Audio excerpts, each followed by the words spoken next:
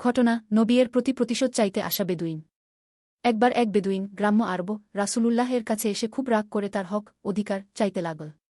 সে খুব কটু ভাষায় বলল, হে মুহাম্মদ, আমার দেনা শোধ করো, তুমি তো দেনা শোধ করো না। সহচর সাহাবারা রেগে গেলেন, তারা তাকে মারতে চাইলেন।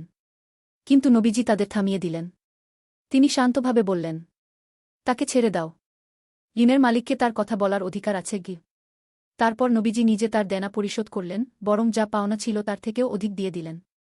বেদুইন অবাক হয়ে বলল, হে আল্লাহর রাসূল, আপনি তো আমার দেনা শোধ করেছেন, বরং বেশি দিয়েছেন। আল্লাহ আপনাকে উত্তম প্রতিদান দিন।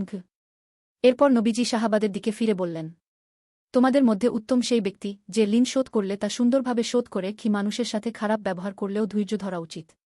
ঋণ বা দায়িত্ব সময়মতো এবং সুন্দরভাবে শোধ করা ইসলামী চরিত্র। নবীজি অন্যায়কারীকে শাস্তি না দিয়ে বরং তার মন জয় করতেন। দ্বিতীয় ভিডিওটা ভালো লেগে থাকে একটা লাইক আর অবশ্যই চ্যানেলটা মনে করে সাবস্ক্রাইব করেন ভাই।